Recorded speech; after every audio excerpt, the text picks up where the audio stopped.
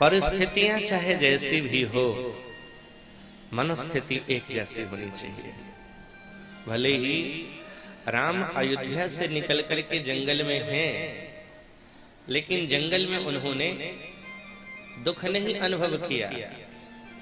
भगवान राघवेंद्र को जब निवास मिला है चित्रकूट में, तो तुलसी बाबा लिखते हैं कि जिस प्रकार से स्वर्ग में देवराज इंद्र रहते हैं, चित्रकूट में उसी सुख और उसी आनंद के साथ भगवान चित्रकूट में निवास कर रहे हैं।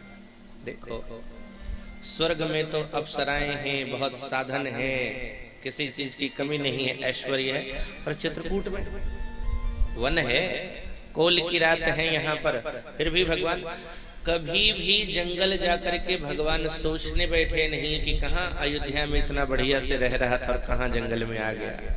हम सब क्या है, आज अगर पूड़ी खाने के लिए, मालपुआ और खीर खाने के लिए मिल जाए ना, और कल सूखी रोटी मिले खाने के लिए, तो सोचते हैं कि कल तो बढ़िया मिला था, आज का हो गया। भले ही हम कहते हैं जहां विधि रखे राम ताहीं विधि रहिए, लेकिन स्वभाव साहब कहना आसान है, स्वभाव बनाना उतना ही मुश्किल है। लेकिन निवेदन करूंगा, अपना स्वभाव बनाइए ऐसा, स्वभाव ऐसा बना लीजिए कि जीवन में जो मिल जावे ना, जो प्राप्त हो जावे, उसी में प्रसन्न रहना सीखिए। उसी में साहब सुख के छोटे छोटे कणों को तलाशते रहिए और उस सुख के कण को बड़ा बनाइए। दुख अगर विशाल रूप में तुम्हारे जीवन में आ जावे, उसे कण के जैसा अनुभव करो, और अगर सुख का छोटा कण भी तुम्हारे जीवन में आवे ना, उसे विशाल मद्राचल जैसा अनुभव करो। ये तो तुम्हारे ऊपर निर्भर करता है ना। तो अपना स्वभाव बनाओ साहब, जहां पर है। मैंने पहले भी कहा, जहां हम जा नहीं सकते, जहां हम पहुंच नहीं सकते, जो हम कर नहीं सकते, उसके लिए सोच सोच के क्यों परेशान होना। सब सोचता है कि हम भी देश के प्रधानमंत्री हो जाते हैं, सब सोचता है कि राष्ट्रपति का पद हमारे। एक सज्जन मिले, बोले अगर हम प्रधानमंत्री होते ना तो देश को ऐसे कर देते। यानी मन में भाव चलता रहता है। साहब जो नहीं है उसके सोचना नहीं है, जो मिल जावे उसी में खुश रहिए। मन अगर परिस्थितियों को स्वीकार कर लेवे कि हाँ ये विपरीत परिस्थितियां भी ठीक हैं। श्री राम की भार्या का हरण हो गया, लेकिन भगवान इस बात की चर्चा हनुमान जी से जब करते हैं तो कहते हैं, आपन चरित कहा हम गाई, गा करके बताया। स्त्री का हरण हुआ, उसको भी कहते हैं गा करके हमने बताया है। तो जीवन के दुखों को भी सुख के रूप में अनुभव करिए। इसीलिए बाबा कहते हैं, कहो राम वन गवन सुहावा, अब सुनहु सुमंत अवध जिमिया। अच्छा एक बात बोलूं, हमारे जीवन में जैसा हम चाहते हैं वो हो जाता है तो बहुत प्रसन्न हो जाते हैं, और अगर दुख आ जाता है, जीवन में परेशानियां आ जाती हैं, तो हम परेशान हो जाते हैं। आप कभी घोड़े की रेस को देखे, टीवी पर देखते रहते होंगे, रेस कोर्स में तो नहीं गए होंगे या गए भी होंगे, लेकिन आप देखना उस घोड़े की रेस में सब घोड़सवार घोड़े पर बैठे रहते हैं और घोड़े को चाबुक मारा जाता है। किस लिए मारा जाता है? घोड़ा तेज दौड़े। अच्छा, घोड़े को यह भी नहीं पता होता है कि हमें क्यों मारा जा रहा है, लेकिन जब जब उसे चाबुक लगती है तब तक वो तेज दौड़ता है। जीता तो मालिक जीतता है, प्रसन्नता तो मालिक को हो रही है, वही मार रहा है और वही जीतने की कोशिश कर रहा है। इसी तरह से हम भी घोड़ा हैं साहब, और हमारे ऊपर सवार है ठाकुर जी। जब दुख का चाबुक मारे ना, जब लगे चाबुक दुख का, तो सोच लेना कि इस जगत में किसी रेस में भगवान हमें विजयी बनाना चाहता है, इसलिए रेस चाबुक मार रहा है। घबराओ नहीं, उस चाबुक से घबराओ नहीं, बल्कि अपने लक्ष्य को और मजबूती की तरफ बढ़ो, मजबूती से बढ़ो लक्ष्य की ओर। विपरीतता का अनुभव मत करो, सदैव विपरीत परिस्थितियों का अनुभव अनुकूलता के साथ करो। सुमंत जी के पास जब निषाद राज पहुंचते हैं तब तक देख रहे हैं कि गंगा के तट पर ही खड़े हैं सुमंत। ला करके निषाद राज के सेवकों ने घोड़े को पानी दिया है, हरे हरे घास दिए हैं, कुछ खा लेवे, लेकिन घोड़ों की स्थिति क्या हुई?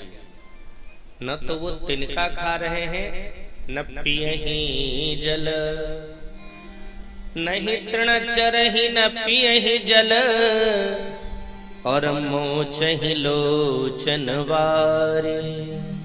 आंखों से अश्रु निकल रहे हैं।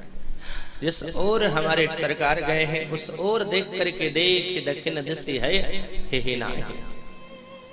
दक्षिण दिशा की ओर देख करके वो अश्व हिनहिना रहे हैं।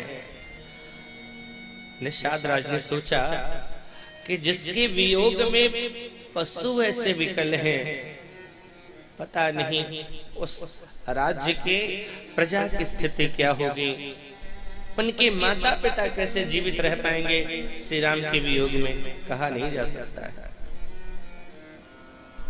न चाहते हुए भी सुमंत जी को भेजा जाता है अयोध्या के द्वार पर। वहां तक निषाद राज के सेवकों ने इन्हें पहुंचाया है। सुमंत जी महाराज अयोध्या जाना नहीं चाहते।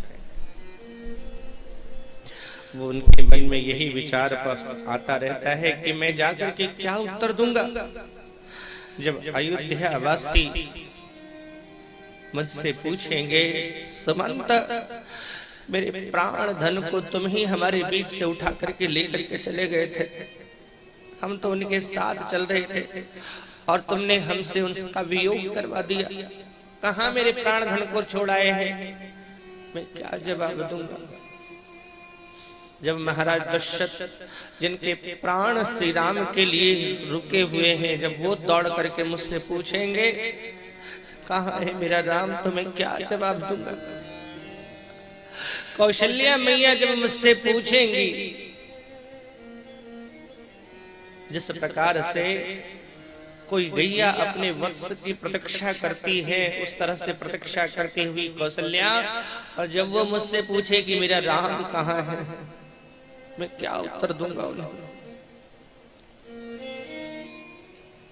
अह मंद मन अवसर चूका, ए मंद मन चूक गया, श्री राम के वियोग में तेरे प्राण क्यों न निकल गए। अभी भी समय है, तुम्हारा हृदय दो टुकड़ों में बट जाता, तुम्हारा दिल फट जाता और तुम मर जाते। यहाँ पर अयोध्या में जाकर के लोगों को क्या बताना चाहता है, तो सुमंत तू जीवित क्यों है। महाराज सुमंत इसी प्रकार से सोच रहे हैं। तुलसी बाबा ने कुछ उदाहरण बताया है। सुमंत इस प्रकार से विचार सोच कर रहे हैं, पछतावा कर रहे हैं, जैसे कोई व्यापारी जीवन भर उसने धन कमाया हो और धन कमा करके सारा पोटली बना करके अपने घर वापस चला आ रहा हो और रास्ते में उसके जीवन भर की कमाई खो जाए।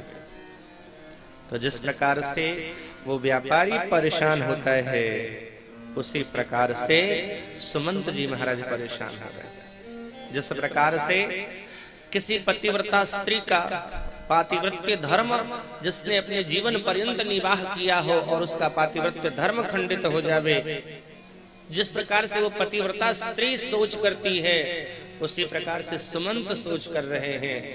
जीवन भर जिस ब्राह्मण ने धर्म का पालन किया, कभी अधर्म के पथ पर नहीं चला, कभी उसने ऐसा जीवन में कोई कार्य नहीं किया कि धर्म की हानि हो जावे, और मरते समय गंगा जल के नाम पर किसी ने उसे शराब पिला दी, और जब उसे पता चलता है कि शराब पी लिया है मैंने, तो जिस प्रकार से वो ब्राह्मण सोच करता है उसी प्रकार से सुमंत जी सोच करता है।